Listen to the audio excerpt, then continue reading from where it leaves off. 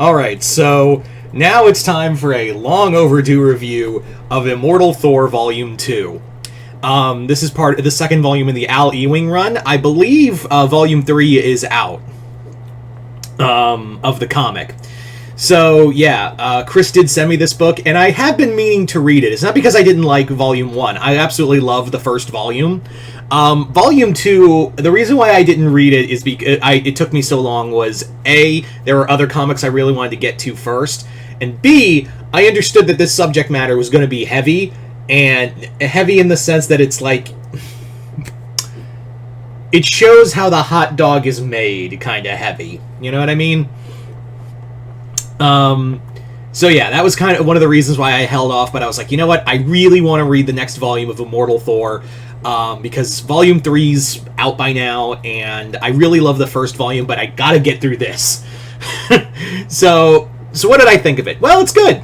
Now, for those, because it's been like 6 fucking months, I checked, I was like, oh my god, that was the last review, the review I did of Volume 1 was 6 months ago, oh my god.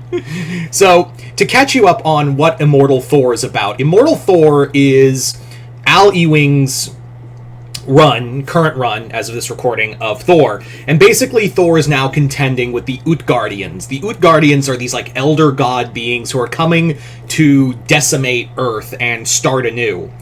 But Thor is in the middle of that. However, and this is where Volume 2 comes in a bit more, but in the background of it, we saw one of Thor's villains, Dario Agger, has purchased a undisclosed comic company and now has control over Thor's stories. Yeah, so Immortal Thor follows more of that story, and Thor's now fighting a war. You know, Thor is still king of Asgard, and he's now fighting a war on 2 fronts between Agger and who's teamed up with Enchantress and Executioner, and he's fighting the Utgardians, and by and large his mother Gaia, who has let the Utgardians loose. So this volume follows more of that. Now, what I really like about this is that Ewing is more than willing to talk about the old Asgardian legends, because the Utgardians are part of the Aesir mythology. I actually knew of the story of Utgard Loki and Utgard Thor,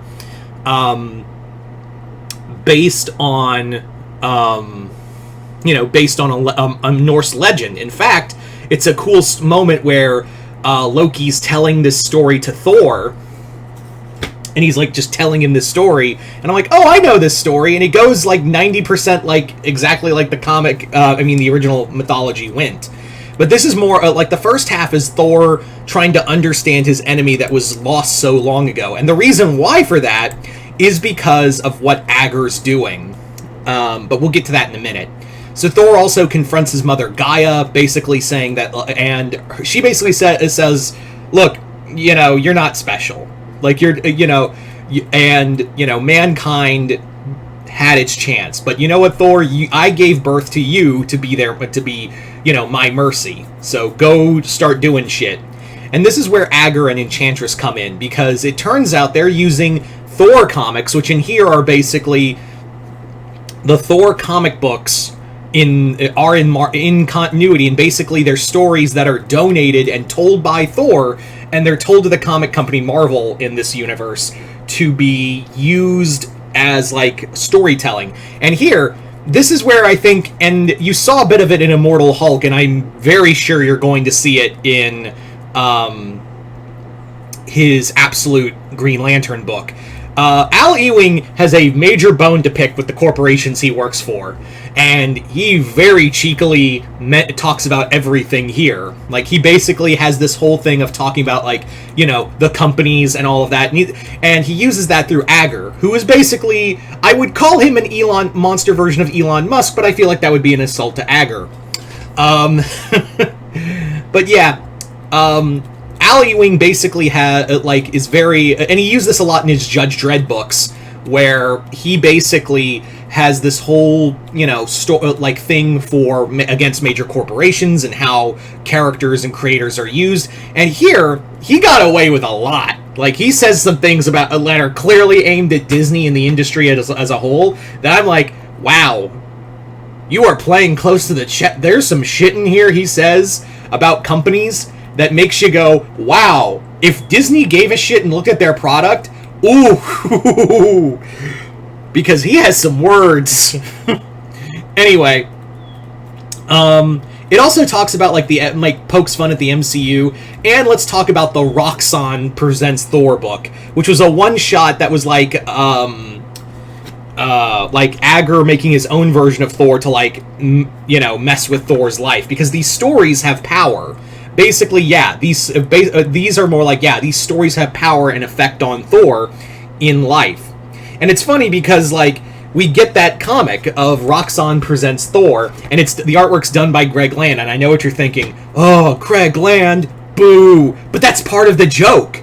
It's almost like Greg Land knows his art sucks. People don't like his art, so why not put it in a book that is purposefully bad, and it's comically bad until you realize that's the point, and it's kind of disturbing.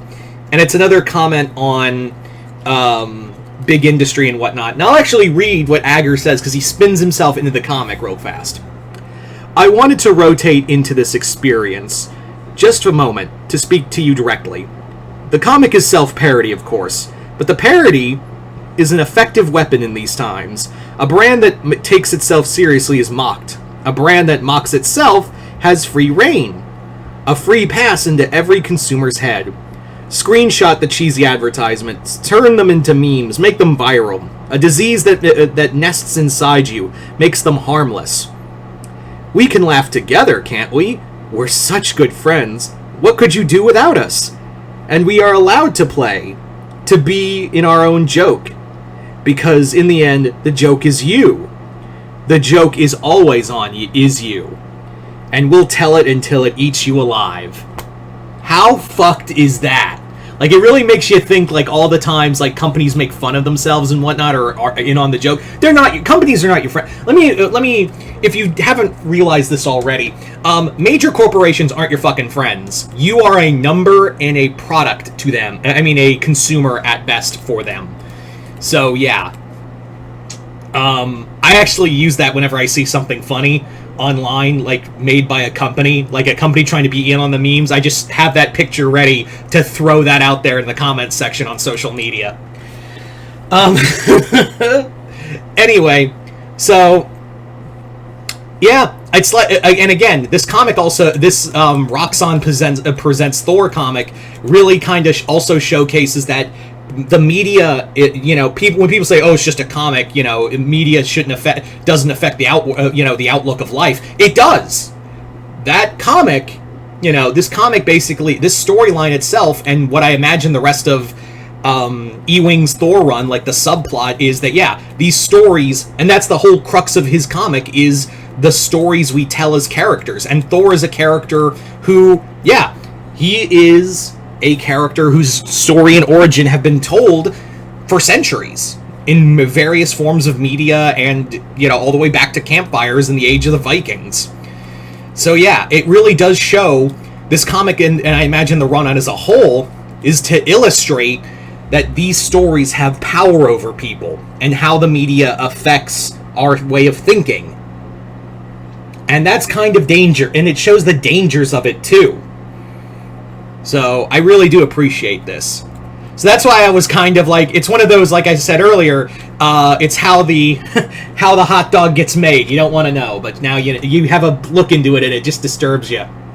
So do I recommend Thor All Trials Are One? That's the second name of the second film. I should have mentioned that. But yeah, do I recommend Thor All Trials Are One? Absolutely. I thought it was a solid book. It does give you a glimpse into, corporations and whatnot, but that's always been the thing. If you saw that in Immortal Hulk, then you saw it here. You're going to see it here.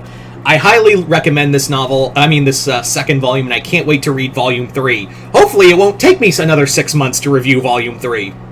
But anyway, Chris, thank you once again for the comic. This was a load of fun to read. But yeah, other than that, hope you all enjoyed this. I'm Mr. Multiverse. I'll see you next time in the Multiverse.